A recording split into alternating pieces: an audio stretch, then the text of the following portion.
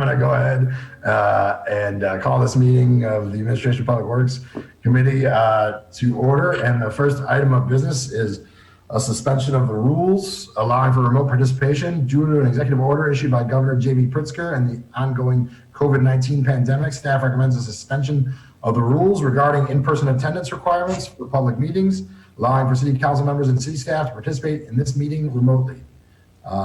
Is there a second? Second. All right. Any discussion?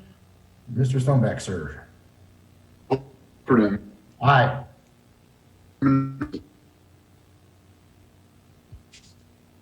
I didn't hear you, Dave. Sorry. Maybe it's me. Neither.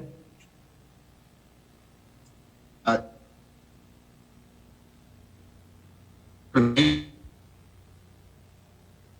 going to say aye. I don't know who you're calling, but I'll say aye. Aye. All right. So Is it just me?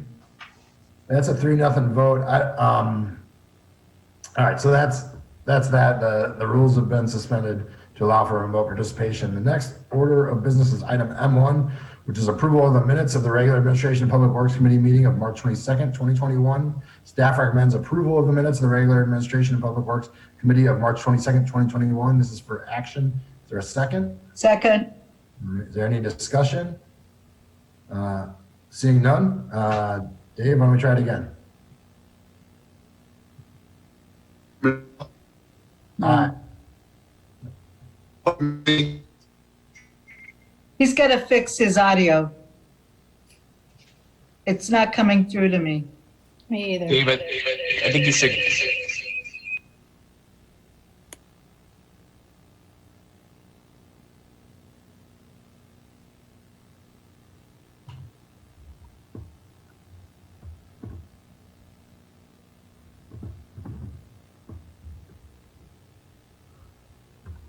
All right. So I'm guessing that Dave will go away and come back and it'll be better.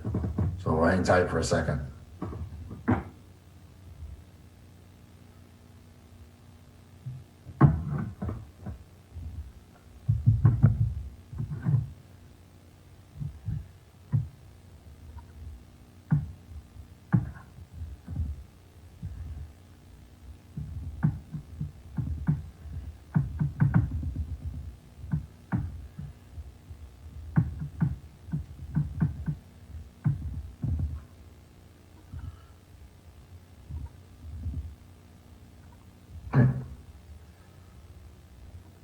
There he is. All right. I'm not sure why the echo. Alderman Southerton. Aye. Alderman Fleming. Aye. Alderman Braithwaite. I'm sorry. You have the 3 ayes. Okay, we're good. All right, great. So with that, I want to vote. I'm sorry, Alderman Rainey. Aye. All right. On a 3-0 vote, the minutes of the March 22nd, 2021 Administration Public Works Committee have been approved. Dave, we have public comment. Yes, Linda Del Busque and Mike Vasilko. Okay. Are Linda or Mike here? All right. Second chance here, Linda or Mike? All right. I think they are not present.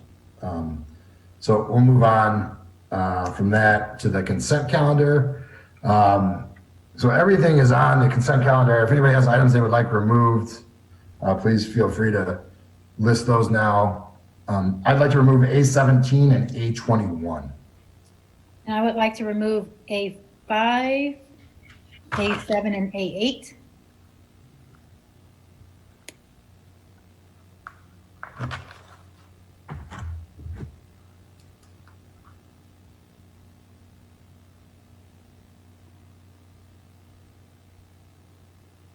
Is there anything that you'd like to remove, Alderman Rainey? No, not at this time. I would like to comment. It was good to see a couple of at least one Evanston landscaping firm getting some business here. That was good. but I don't want to remove it. Okay. All right, then why don't we move the consent calendar with the exception of items A5, A7, A8, A17, and A21. Is there a second? Second. All right. Dave, go ahead. Alderman Sufferton, Aye. Alderman Rainey, Aye. Alderman Fleming. Aye. All right, so on a 3-0 vote, the consent calendar with the exception of the removed items is passed. Alderman Fleming, you want to take item A5? Yeah, before I do, I see Mike Pasilko is here. Do we want to allow, Mike, we called for your public comment earlier. You weren't here. Oh, yeah. Mike, why don't you take 3 minutes? Go ahead. Yeah, you missed it, Mike. You were not here when we called it. But we'll give you 3 minutes.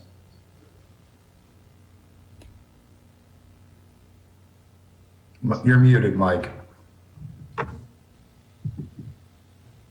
That you already voted, so I'm not sure it makes a difference, but A7, I sent you a note earlier.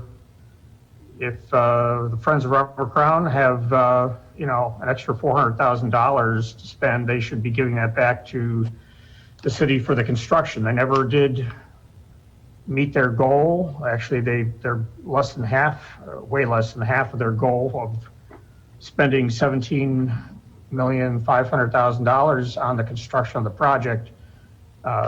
This playground was never part of the original project, so that if they get that money, they should put it towards the interest payments that they're sticking us with for the next 20 years.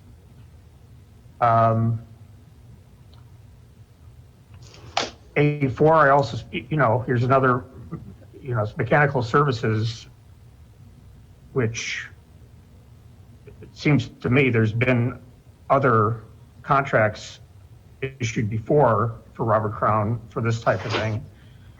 Our engineering staff really should be able to maintain that building. And as far as A20 goes, I think that should be left to the next council for repurposing or selling any Evanston-owned property. Those are my comments. All right. Thank you, Mike. And then is Linda here? Linda DeBoski, if you're here.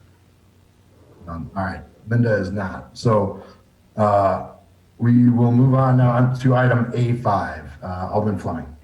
A5 is the approval of contract with Benchmark Construction, Inc. for its 2021 CIPP sewer rehabilitation contract. Staff recommends council authorize city manager to execute a contract in the amount of $684,000. This funding is from the sewer fund and it is for action. Second. And I just had a quick question, Dave, not about the actual contract, but looking at the map that's in the packet. Can you just explain kind of how these sewer lines are chosen? I realize most of them are in North Evanston. I just wanted to make sure we're kind of factoring in the whole city with this. We are. This particular contract is for rehabilitating sewer mains that are located under streets being resurfaced. So we specifically target those areas and put this contract out early in the year so that those sewers are rehabilitated before the streets are resurfaced. We plan to have at least 2 more sewer rehabilitation projects coming out later this year, and they will be citywide. All right, thank you. That's my only question. All right, Alderman Rainey. What's the condition of the sewer? The sewers are identified as being cracked, or some joints might be out of position. So before we do large construction projects on them, we rehabilitate them and make sure that they don't collapse completely due to the construction. But we wouldn't be doing this if the sewer under this soon to be rehabilitated street were in good condition, right? That's correct. We're not doing every sewer. We use a closed circuit TV camera to inspect them and only rehabilitate the sewers that appear to need rehabilitation. Thank you. All right. Is there any further discussion? Seeing none. Dave, why don't you take it away? Alderman Ruth Simmons, Aye. Alderman Sufferton, Aye. Alderman Rainey, Aye. Alderman Fleming. Aye. All right, so on a 4-0 vote, item A5 passes. Item A7, Alderman Fleming, you pulled that one as well. Yeah, item A7 is approval of contract with Hacienda Landscaping for Robert Crown Playground. Staff recommends council authorize city manager to execute an agreement with Hacienda in the amount of $440,000, 44, I'm getting this wrong. Construction for Robert Crown Playground. This is for action. Second. It's been moved and seconded. Is there any discussion? Yeah, so my only question, Laura, is, I had a question, not so much as Mike did in terms of Robert Crown, Friends of Robert Crown paying for this, but, why was this not included in the original Robert Crown plan? And kind of what is the need? I can think of the playgrounds over there. I know some are owned by the schools and couldn't visualize that this is an additional playground or where this is and why it's needed. Hi, my name is Laura Biggs. I am the city engineer. So this playground was originally included in the contract for Robert Crown. It used to be that the preschool would use the Washington School playground, which is still there, but they would exit out the back door of the building, and it was about 300 feet to get to the playground. And now it's over 1,000 feet because we moved the building, and that's pretty challenging for the little kids who are 2 years old to walk that far. So this was always planned to be there, but when it came time to approve the equipment and order it, Bullion Andrews was running into some pandemic-related delays on getting the playground equipment, and that was going to push the construction of the playground so that it would have gone into winter or this spring. And we wanted to complete their construction, so we removed this from the contract at the time with the intention of bidding it separately as a standalone project. And so that's why it's being done. But there was a savings to the Robert Crown main construction project because this playground was not included. And now the funding that would have gone towards it in the last contract will go towards it in this contract. Thank you. All right, is there any further discussion? Seeing none, Dave, take it away. Alderman Ruth Simmons. Aye. Alderman Sufferton. Aye. Alderman Rainey. Aye. Alderman Fleming. Aye. All right, so on a 4-0 vote, item A7 passes. Item A8, was that also yours, Alderman Fleming? You know what it was, but it was actually something I already got the answer to earlier, so I just didn't take it off my list, so I can just move it very quickly. A8 is approval of contract with AECOM Technical Services Incorporated for the development of a water utility continuity of operations plan. Staff recommends authorize city manager for enter into a contract to not to exceed the amount of $119,906. Funding is from the water production budget unit, and this is for action. Second. It's been moved and seconded. Any discussion? Seeing none, Dave, you take this one away. Alderman Ruth Simmons. Aye. Alderman Sufferton. Aye. Alderman Rainey. Aye. Alderman Fleming. Aye. All right, so on a 4-0 vote, item A8 passes. Item A17 is resolution 43R21, authorizing settlement in Johnson et al. Versus City of Evanston et al. Staff recommends City Council approval of resolution 43R21, authorizing the City of Evanston to issue a settlement payment pursuant to a settlement agreement and release in Johnson et al. Versus City of Evanston et al. Funding will be provided from the insurance fund, settlement costs, liability. This is for action. Is there a second? Second. All right. I just pulled this off for purposes of voting no. Is there any discussion? Seeing none, we can, I'll move on. I don't have a discussion, but I think it's worth us having legal just give a brief overview since it's a settlement so people know what we're talking about. Or good afternoon, everyone. Alexander Buggy, Assistant City Attorney. This case was filed against the City of Evanston and Police Chief Demetrius Cook. It pertains to the release of several mugshots on Chief Cook's Snapchat account. So this case was a purported class action lawsuit. I believe there were 6 plaintiffs here, and the law department was able to settle on behalf of all 6 defendants for the $90,000. So that's what this case is. All right, is there any further discussion? All right, seeing none, Dave? Alderman Ruth Simmons, Aye. Alderman Sufferton, Oh. Alderman Rainey, Aye. Alderman Fleming. Aye.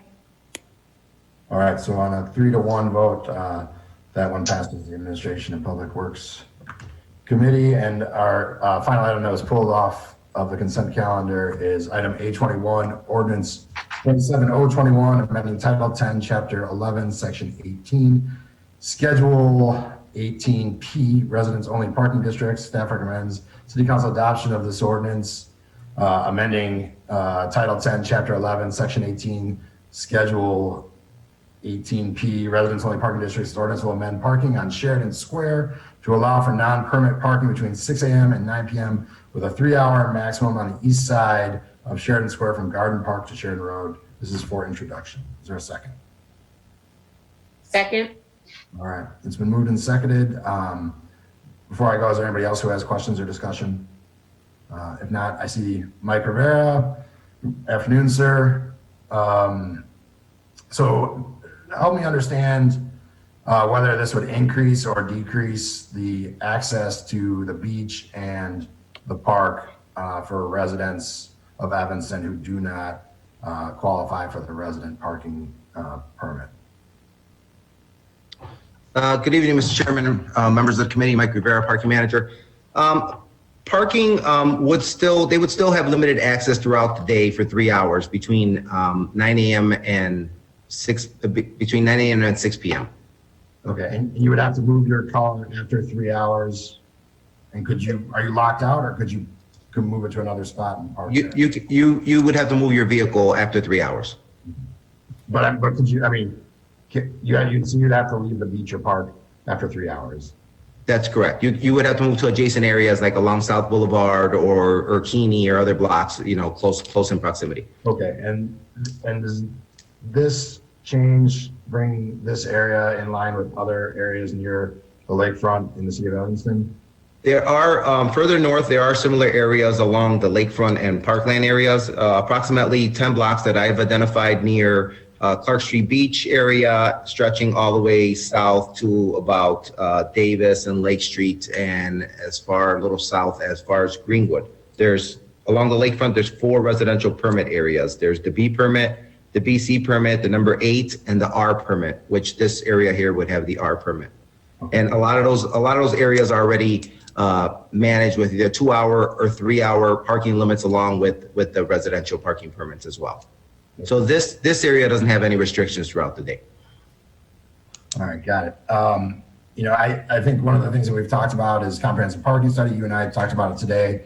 The pandemic has made it difficult to gather that information. I'd like to see us take a look at ways to improve parking near the lakefront, and I'd also like us to look at ways to monetize that. And one of the things you and I have discussed, and I was hoping that you would take some time to research, is the possibility of creating parking structure similar to what we had for Northwestern football games 2 years ago, where Evanston residents would not pay to park near the lakefront and out-of-town residents would. If you could look into the feasibility of that and what type of revenue that might generate, I would appreciate that. And then other than that, I have no further questions or comments. Does anybody have anything? Alderman Fleming. I have a question. So I know this is the area, I think it's one of the first meetings I had, and Alderman Rainey brought up, this being a beach in South Evanston and all the restrictions at the beach parking. And then we had this was restricted and it wasn't supposed to, there's been a lot of action in this Sheridan Square. So my question is, do we close it at 9 because is that when the beach technically closes? Correct. Okay, and so all the other parking also. And I believe the beach closes at 8 p.m. So actually, we have some leniency here because the beach closes prior to when the parking ends.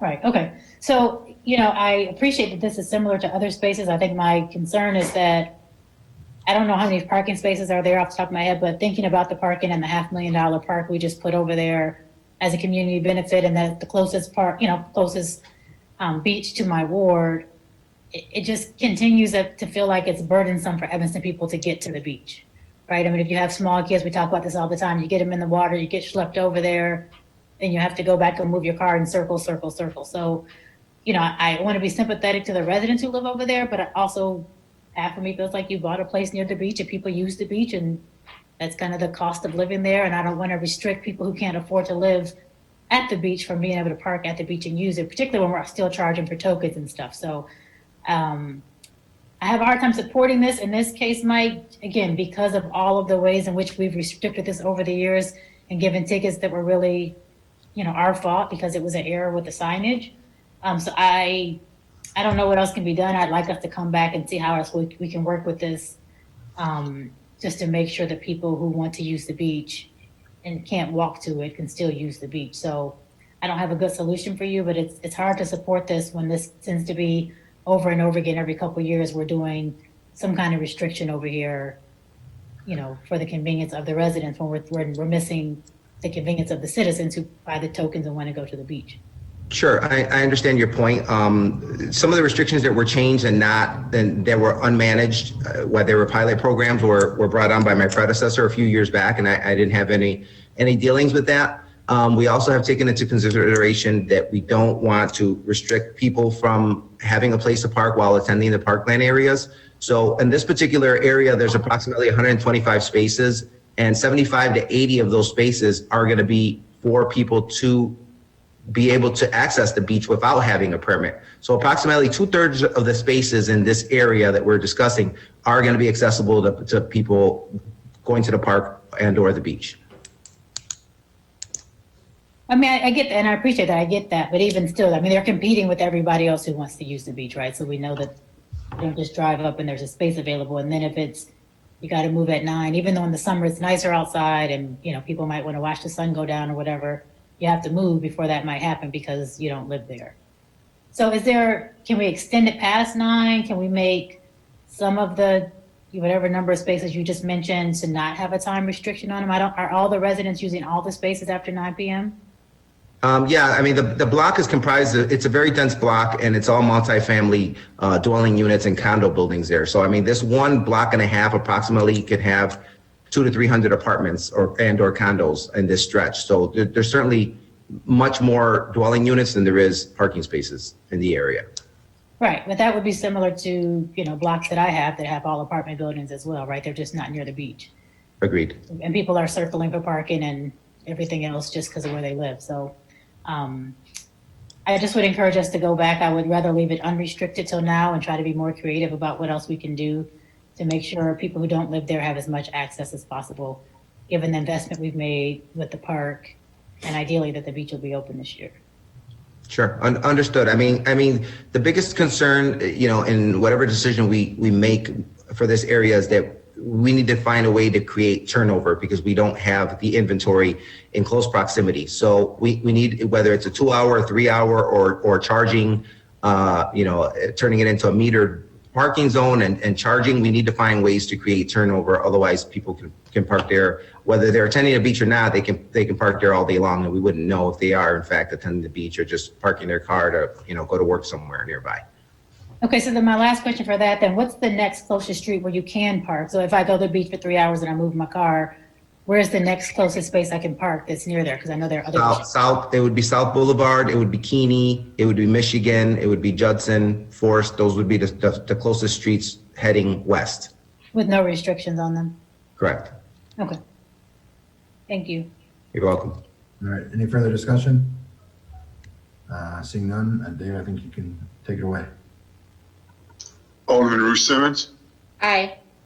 Alderman Sufferton, Oh, Alderman Rainey, Aye. Alderman Fleming. No? all right, so with a 2-2 vote, it moves on to council with no recommendation. Is that correct, Alex? All right, so that's the extent of our agenda. The next up is items for discussion. Item D1 is the Evanston spend analysis, including Amazon shopping update. Staff recommends the city council to accept and place on file the spend analysis report for fiscal year 2018 and 2019. Is there any? Second.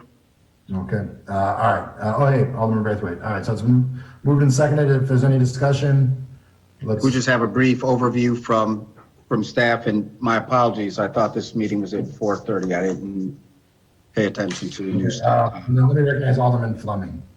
Yeah, I don't need a presentation, but I just wanted to thank the staff for making efforts over the last 4 years to spend more locally and less at Amazon. All right, is there, Hitesh, is that your role to give Alderman Braithwaite his overview, or Peter, what are you looking for? Give you one quick.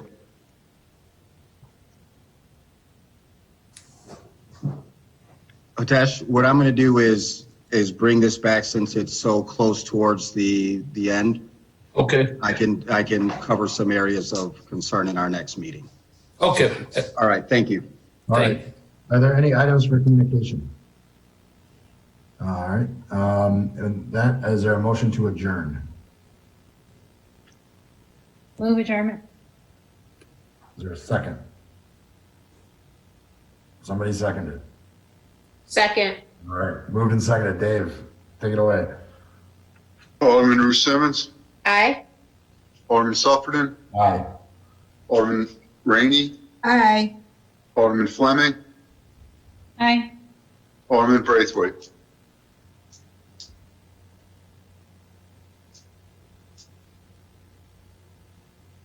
All right, on a 4-0 vote, the motion to adjourn is passed.